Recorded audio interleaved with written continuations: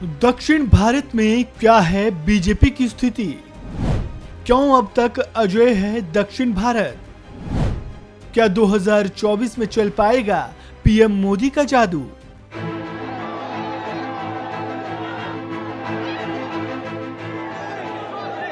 लोकसभा चुनाव 2024 के लिए बीजेपी ने कमर कस ली है। पार्टी बीजेपी शासित राज्यों को ज्यादा मजबूत करने और कमजोर राज्यों में अपना जनाधार बढ़ाने की तैयारी दिल्ली में हुई राष्ट्रीय कार्यकारिणी की बैठक के साथ शुरू कर चुकी है। 2014 के बाद बीजेपी का जादू देश के लगभग हर राज्य में चला। अधिकतर राज्यों में बीजेपी या तो अपने दम पर या फिर एनडीए गठबंधन के साथ सरकार बनाने में कामयाब रही। असम और त्रिपुरा ऐसी राज्य है जहां बीजेपी पहली बार अकेले अपने दम पर बहुमत हासिल करके सरकार बनाने में कामयाब रही।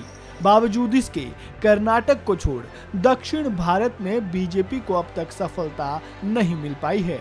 आखिर ऐसा क्यों है, इस वीडियो में हम यही जानेंगे। दक्षिण भारत देश का एक ऐसा हिस्सा जहां मोदी लहर के बावजूद बीजेपी का जादू अब तक नहीं चल पाया है और यहां सत्ता में आने के लिए बीजेपी को अभी लंबा सफर तय करना है। लोकसभा चुनाव 2024 में दक्षिण भारत में भी पार्टी ठीक ठाक सीटें जीत सके, इसके लिए दक्षिण भारत के 6 राज्यों आंध्र प्रदेश, कर्नाटक, केरल, पुडुचेरी, तमिलनाडु, तेलंगाना में बीजेपी को अपना जनाधार बढ़ाने की जरूरत है। इन राज्यों में बीजेपी की क्या स्थिति है, ये भी जानेंगे। शुरुआत करते हैं आंध्र प्रदेश से। आंध्र प्रदेश वो राज्य है जहां 1990 के दशक में बीजेपी को टीडीपी के दिग्गज नेता चंद्रबाबू नायडू का सहयोग मिला। 1990 में बीजेपी यहां टीडीपी गठबंधन के साथ ही चुनाव लड़ती आई है, लेकिन 2019 में पार्टी ने सभी सीटों पर चुनाव लड़ने का फैसला किया, लेकिन ये फैसला पार्टी के खिलाफ गया।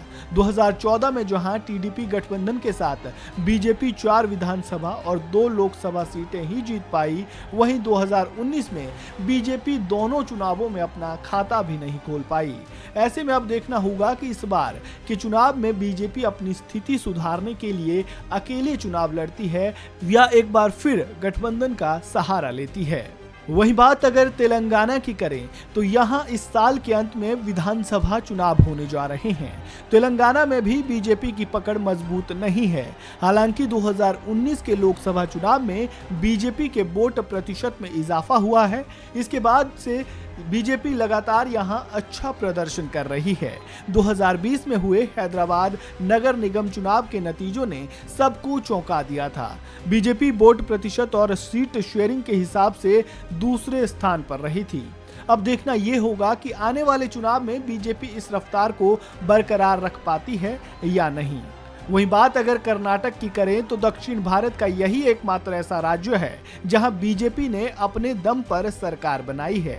2008 में लिंगायत समुदाय के लोकप्रिय नेता वीएस येदियुरप्पा के नेतृत्व में जेडीएस के साथ मिलकर यहां बीजेपी ने सरकार बनाई थी।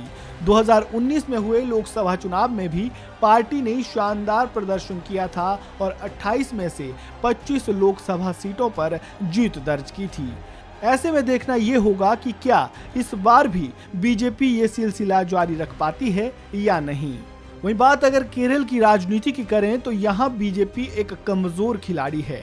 यहाँ वामपंथी गठबंधन और कांग्रेस गठबंधन का दबदबा रहा है। 2014 से राज्य में बीते 4 चुनावों में बीजेपी का वोट प्रतिशत महज 10 से 13% के आसपास ही रहा है। बीजेपी यहाँ लगातार जनाधार बढ़ाने की कोशिश कर रही है। ऐसे में इस बार पार्टी यहाँ अपनी स्थिति सुधारने की कोशिश करना चाहेगी। तमिलनाडु में भी बीजेपी के हालात केरल जैसे ही है। बीजेपी यहां एआईएडीएमके के साथ गठबंधन में चुनाव लड़ती आई है। बात अगर 2021 के विधानसभा चुनाव की करें तो बीजेपी ने एक बार फिर एआईएडीएमके के साथ मिलकर 20 सीटों पर चुनाव लड़ा और महज 4 सीटें ही जीत पाई। वहीं 30 विधानसभा सीटों वाले छोटे से केंद्र शासित प्रदेश पुडुचेरी की बात करें तो यहां बीजेपी दूर दूर तक कहीं नजर नहीं आती, लेकिन 2021 में स्थिति थोड़ी बदली थी।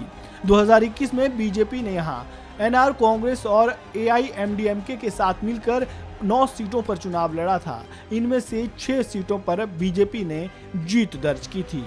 इस वीडियो में फिलहाल इतना ही। आपको जानकारी कैसी लगी कमेंट बॉक्स में अपनी राय जरूर दें और खबरों से जुड़े ताज़ा अपडेट के लिए वन इंडिया हिंदी को सब्सक्राइब करना बिल्कुल ना भूलें।